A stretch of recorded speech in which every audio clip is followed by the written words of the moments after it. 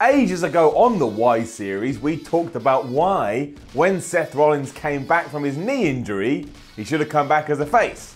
And he should have done, but he didn't. We all wanted to cheer Seth because he had a story we could all relate to, and that special they did on the network just enhanced that even further, but then he came back as a heel and we just had to accept it. Problem was, a few months later, the WWE did pull the trigger on the face turn, but by then it was too late, and that's why now we need to turn the clock back and go back to when Seth Rollins was a heel. Why? Here's why.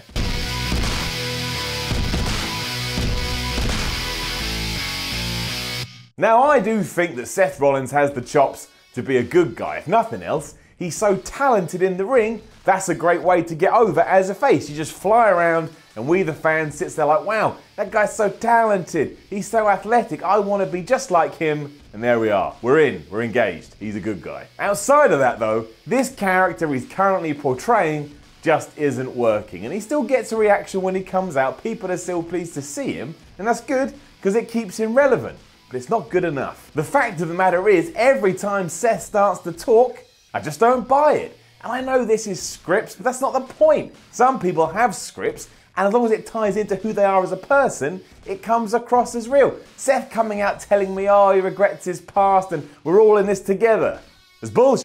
For starters, that's not the kind of stuff I want to hear from my good guys. And I know some people can get away with that, depending on what they're like, but Seth can't. The worst thing you can do when you turn someone is make them a completely different person, and that's what's happened with Seth. It's like someone's whispered in his ear, oh, by the way, you're nice now? And he's gone, oh, okay, I'll just go out there and be nice. He's gone from super asshole who regards his world title as the be-all and end-all to friendly Seth Rollins who wants to come out there and be all chirpy with the fans. That's nonsense. It's nonsense. Aside from I have no idea what the catalyst for this change was to begin with, it was just like he woke up one day and went, oh, I don't like Triple H anymore, and therefore I love everybody else. The whole thing feels so forced. There's plenty of other motivations we could have given to Rollins that make him a guy to be rooted for, as opposed to a guy that we're meant to like, and there's a big difference there. When you root for someone, it's like instinctual. When you're told to like someone, never works. We should give him a decent good guy or a decent bad guy to play off,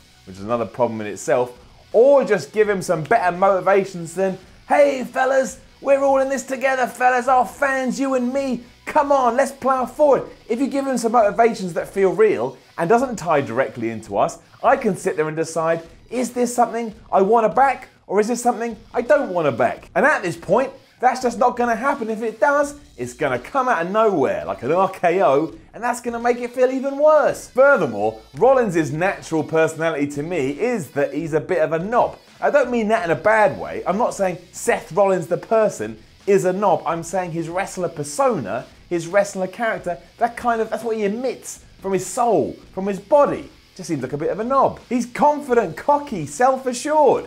I don't know about you, but that's what I want from a pro wrestler. I don't want them to be scared, weak, and second-guessing themselves. That would be rubbish. But if that is the vibe that's coming through the camera, don't fight it and let it play out naturally. And that's why when he came back from his knee injury, it was the best time to turn him face. Because you didn't have to tweak the character, you didn't have to change Seth Rollins. He'd been through something that we could all sympathize with, we could all empathize with it, so we would have backed him because of that, not because all of a sudden he was a pleasant dude. We respected the time and we respected the dedication he had put in to make his way back to the WWE. It's incredible. And Seth doesn't have to thank me for that support or pander to me. One Stone Cold Steve Austin never did that, and I loved him because I believed in his cause. Even though his cause was kind of just, I'm going to whip everybody's ass. And I bet that if I had ever been in the ring with Stone Cold Steve Austin, he would have stunned my ass too, and that would have been fine. I would have loved it because Stone Cold Steve Austin whooped ass. And if I've got an ass, which I do, it needed to be whooped. Rollins' main goal at the moment seems to be that he wants to be my best mate.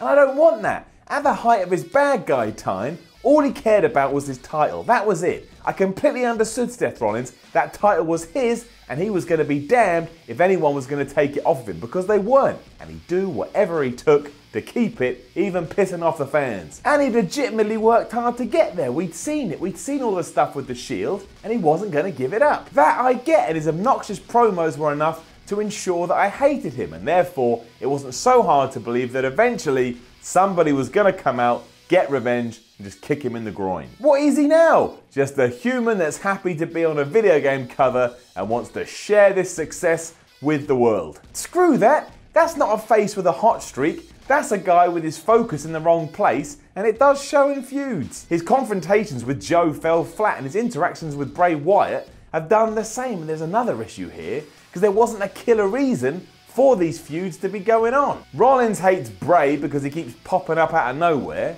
and Bray hates Rollins because he said some nasty things about him once. Right. But all this wouldn't matter if Seth was coming across like a natural good guy. I wouldn't even question what he was doing or who he was feuding with. Again, it would be instinctual. I would root for him because he had something to root for. What am I rooting for at the moment? Oh, that nasty Bray Wyatt keeps using his magic powers to scare you, Seth. I hope you go out there and vanquish him. With all that in mind, surely it's worth planting the seeds to turn Seth heel again, just so we can get that nugget of realism back. That little thing that makes Seth Rollins feel real, even if it means we boo him again. I mean, this will all then eventually lead back to a face turn, but that's all right. Let him tell us he's the best. Let him hold that championship and let him flip around the ring so we can slowly go, oh, he's so talented.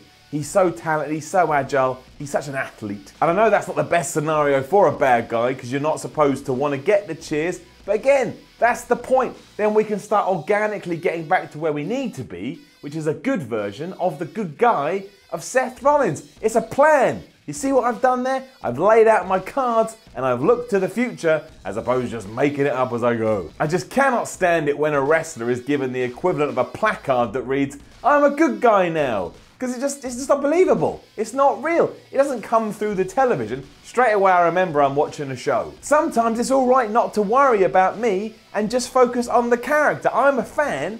Let me buy in through other means. You don't have to direct your love straight into my face.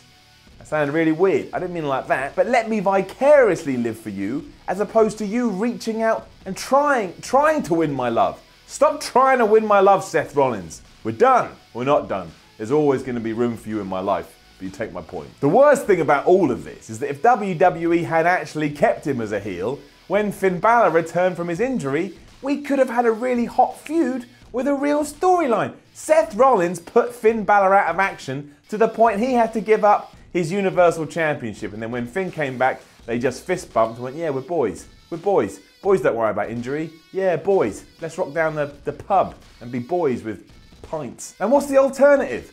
Finn Balor is feuding with the Drifter, and I don't mind that, but it's not as good as the Rollins one. And as we've said, Rollins is mad because people use magic powers. That's what we've got. The Drifter and Finn Balor, and Seth Rollins going against Paul Daniels. That's a very specific reference to a UK crowd. I imagine the Americans, or people outside of Britain, don't know who Paul Daniels was. He was a very successful magician in the 90s. So it wasn't topical at all. Anyway, why the hell did WWE ignore that when they could have done something with it? Sometimes, WWE. Sometimes. Now, don't forget to leave a comment below and let us know what you think about Seth Rollins' heel turn. Then like, share and subscribe. Go to whatculture.com to read more articles. Follow What Culture on Twitter at WhatCultureWWE and have a good day. I am Simon from What Culture. This was the Why series, and I'll be seeing you again soon. In your dreams. Not in your dreams. That was strange. Hello, I am Adam Pacitti, and I am fun. To prove how fun I am, I'm going to ask you a wrestling-based trivia question. Are you ready? Good. Who was Jerry Sagg's tag team partner in The Nasty Boys?